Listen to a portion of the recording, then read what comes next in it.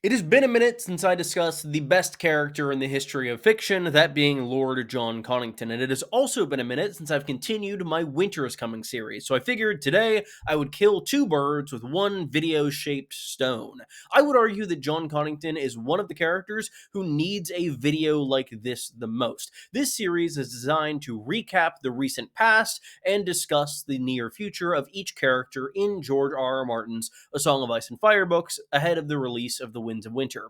Jon Connington did not appear in the show. All of his stories and plot lines, other than kind of his grayscale, which I'll touch on, were completely removed, and as such, are a lot kind of lesser known than many other elements of the future of the series. Everybody knows Jon Snow is coming back from the dead, but not many people know the imminent future for the other main Jon in Ice and Fire. Jon Connington has only appeared in one book, that being A Dance with Dragons, the most recent novel in A Song of Ice and Fire. He's mentioned a few times in the series past, starting in A Storm of Swords and then increasing in frequency throughout that book and A Feast for Crows, to kind of set up the fact that he is alive and going to grow in importance as the story progresses. While he does become a viewpoint in A Dance with Dragons, that is not how we meet him. In Tyrion's third chapter, he departs Illyria Mopatis, this cheesemonger from Pentos who launched Daenerys on her journey throughout Essos, and he meets up with this crew of strange individuals on a boat called the Shy Maid.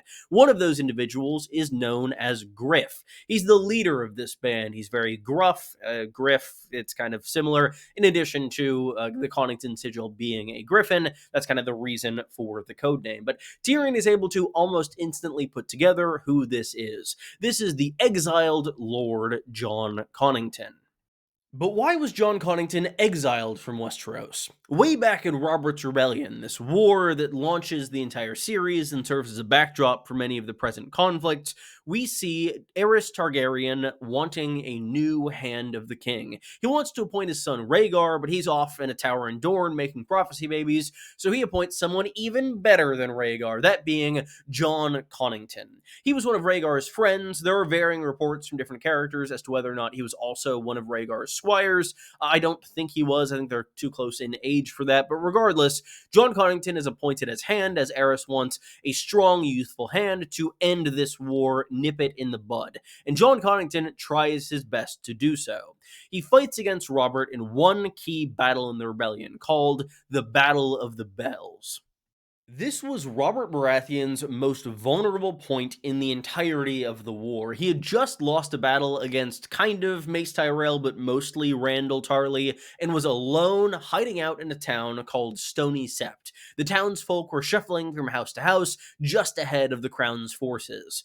We see Jon Connington tear the town apart looking for Robert before reinforcements arrive, but he is unable to do so as he's descended upon by a number of allied lords to Robert. He ends up dueling Robert and surviving, which is very impressive to me. I believe, as far as we know, he's the only character to survive a duel with Robert Baratheon at his peak.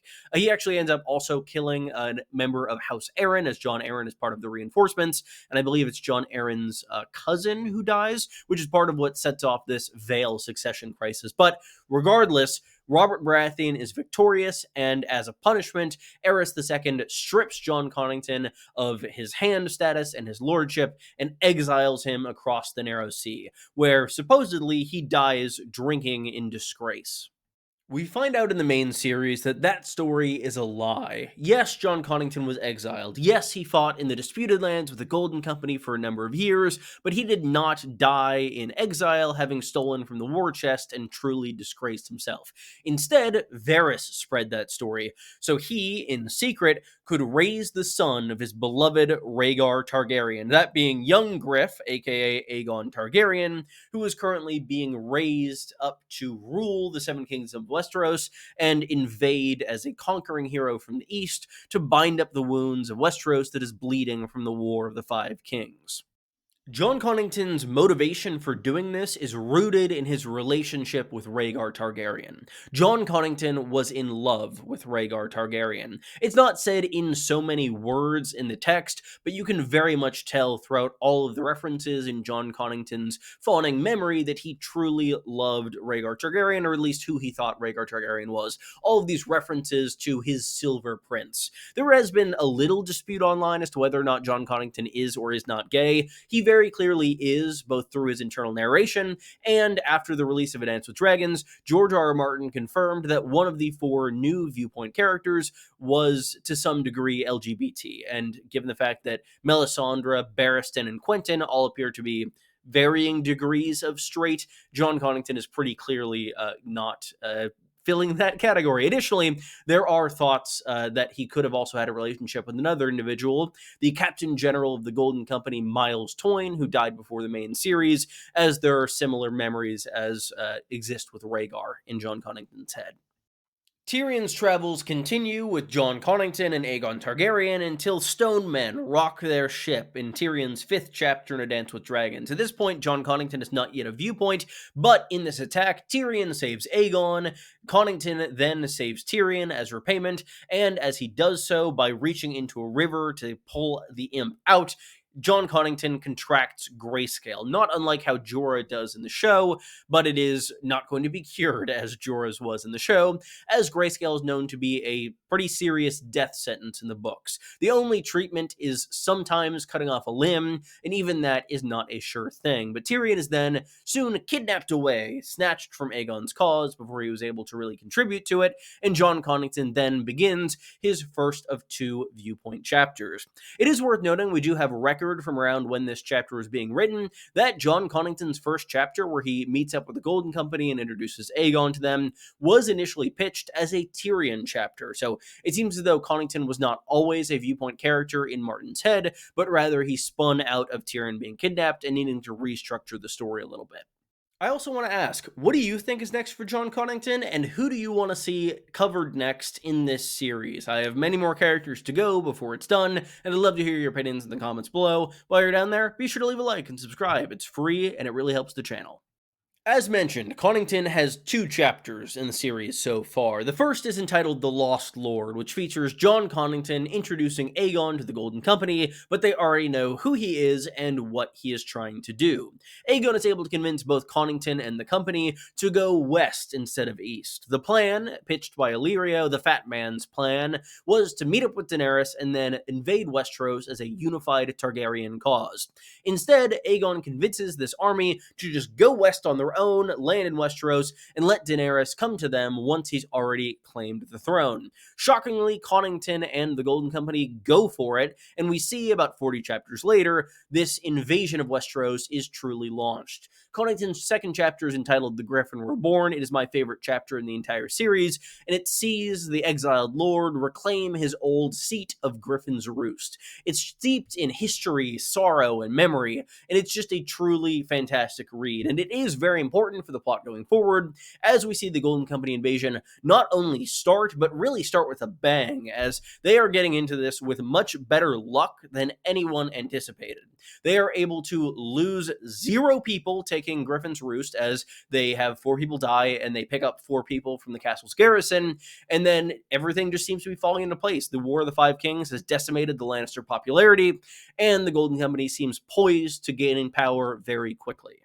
We know of at least 1 more Jon Connington chapter that was planned for Dance with Dragons, but got shelved for the Winds of Winter after being partially written. That being a complementary chapter to Arianne Martell, Princess of Dorne's 2 Winds of Winter sample chapters that we already have out, as Arianne spends those 2 chapters going to Storm's End to treat with Aegon and Jon Connington, and we've heard a lot about the company plan to take this castle as it begins to form at the end of The Griffin Reborn. I've seen a lot of fan suggestions for for what exactly this plan might be.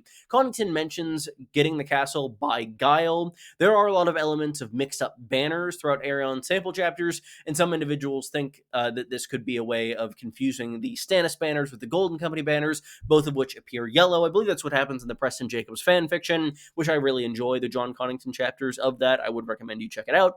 But regardless of that, there are other elements at play there, given that we see a hidden cove that Davos sails into in order to allow Melisandre to birth her shadow baby. But overall, I think that they're not going to have much trouble claiming Storm's End, as they're going to have a much more strategic way of doing it, rather than Mace Tyrell sitting outside of it for so many books in a row. Despite the attempts at guile, we know that there is going to be some battle occurring. Martin has mentioned initially intending this battle to be off-page, but ultimately deciding to write it in the Winds of Winter, which means that the first Jon Connington chapter, the partially one that was shelved from Dance, was probably a battle chapter where we saw at least parts of the Battle of Steel or claiming Storm's End. My read, which I pitched in a theory a very long time ago, is that Connington, Aegon, and the Golden Company are going to be able to claim Storm's End without a battle. They'll be able to flip Mathis Rowan, who's currently holding the castle, I should say. Stannis' men are currently within the castle, and also defeat Stannis' men and just get this castle without having any bloodshed. But then they're going to have to face a host that is coming south after Mace Tyrell's daughter, Marjorie Tyrell, succeeds in her trial against the faith. As we hear in the epilogue to A Dance with Dragons, that Mace will not ride south until this trial is concluded, and I believe he is going to do that, and they are going to fight outside of the walls of Storm's End, as Aegon has already stated his intention to meet those foes in the field. And I think that it will be kind of an inversion of Mace trying to besiege Storm's End for the billionth time and failing to do so, and Aegon just meeting him in the field and just trouncing him there. Connington's grayscale is another consideration worth discussing. I've seen a number of people have a number of opinions on how that plotline is going to resolve. Grayscale does not spread all that quickly. It can take years to entirely envelop someone and cause them to go mad. I do think Jon Connington is going to show irrational judgment, but I think that irrational judgment is mostly going to stem from that ticking clock and his impatience, rather than the disease and the madness associated with it. Jorah in the show goes to the Citadel, is able to be cured like lickety split, no issue whatsoever. Sam just does it despite having no links of a Maester's chain, and I don't think that's going to be anything like what happens in the true published version of the series. I think the grayscale is going to be a massive element of Martin's ending, the scouring of the Shire, having Aegon's cause or King's Landing or some area of Westeros just devolve into being savaged by this plague at the end of the series could be an interesting way to create that bittersweet ending that Martin so talks about so often. Additionally, I've seen people pitch the idea that he's going to cut off his hand. That A, doesn't always work, and B, I don't really see Jon Connington doing that. I love Jon Connington, but he's kind of an asshole, and a lot of that comes from being very proud and thinking a lot of himself and who he is. And I don't think he would allow himself to lose a hand, even in battle, as it would be kind of a sign of weakness that I don't think he would go for. Another thing I am very excited for in the Winds of Winter are Aerion and Jon Connington's interactions. Jon Connington has a history with House Martell. He really did not like Elia Martell. This is the wife of Rhaegar Targaryen. He was mega jealous of her, and we hear his thoughts of saying, oh, she was never worthy of him, and all of these things.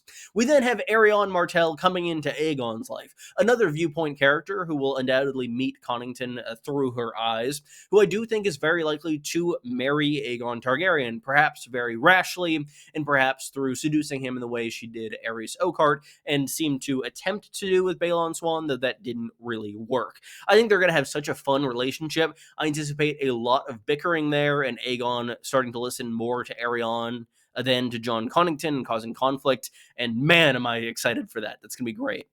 I think that Aegon, Jon Connington, and the Golden Company are being set up to take the throne around the halfway point of the Winds of Winter. Mace Tyrell is coming to face them in battle, but Mace Tyrell is not a military mind. He has not really done anything worth talking about, and I think he's going to get defeated very quickly. There's a very good piece on it, I believe by Brendan Beefish, talking about comparing this battle to the Battle of Agincourt, which I know I'm mispronouncing. Please let me know how I'm mispronouncing it in the comments. But regardless of that, I do think the Golden Company is going to use chaos and the elephants and more modern tactics to completely destroy the Tyrells, and the Lannister opposition is basically non-existent, given the fact that Kevan and Pycelle are dead, and Cersei is out of power and very unpopular. And I do think that Aegon is going to be sort of swept into power by the Sparrow movement, as I discussed a little bit in his Kingsguard video. So yeah, I think that Aegon is set up to take the throne very easily, and ultimately be the main opponent that Daenerys faces once she arrives on Westeros.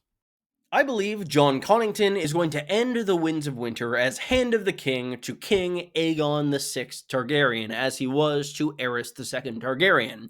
But I believe that there will be some friction between the monarch, the rebellious son, and the adopted father who is serving as his closest advisor. I've talked a little bit about Jon Connington's distant future in other videos, most notably that I think it does make the most sense that he is the one that blows up King's Landing in the way that Daenerys does in the show. That episode is called The Bells, and as we know, Jon Connington has a very traumatic history with bells. The Battle of the Bells, which I talked about earlier, is a massive feature in Jon Connington's nightmares and regrets, and he always hears the bells ringing in his ears.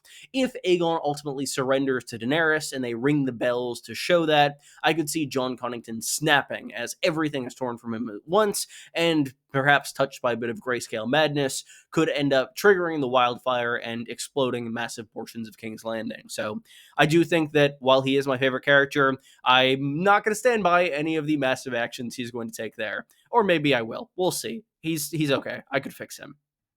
The two final elements I'd like to discuss are Jon Snow and Aegon Targaryen's secret potential identities. Both of these elements could rock Jon Connington's world, as he would effectively find out in either case that he has been living a lie, and could be the ultimate trigger for whatever is going to happen in King's Landing with the bells. If Aegon is a Blackfire or otherwise fake, Jon Connington has devoted his life to a lie. If he finds out that Jon Snow is the true son of Rhaegar Targaryen, maybe he'll think he's been supporting the wrong Targaryen, especially given the fact that this Targaryen is named Jon, and he's named Jon, so Rhaegar named his son after Jon Connington. Confirmed. Well, I don't think that's the case whatsoever. I think Ned named Jon. I do think Jon Connington is delusional enough to assume that that name is because of him. Thank you all so much for watching. If you enjoyed, be sure to leave a like and subscribe. I'll have many more videos on A Song of Ice and Fire, House of the Dragon, Game of Thrones, Dunk and Egg for you, and specifically you, in the very near future. I'm really looking forward to doing more of this series and getting out there a bit more. I believe my next video is going to be on the position of Grand Maester, which should be very fun, and I hope you will join me for that one as well. So subscribe. I also have Patreon, which I can't forget to mention because I keep forgetting to mention it. But yeah, thank you all for watching. I'll see you soon. Goodbye!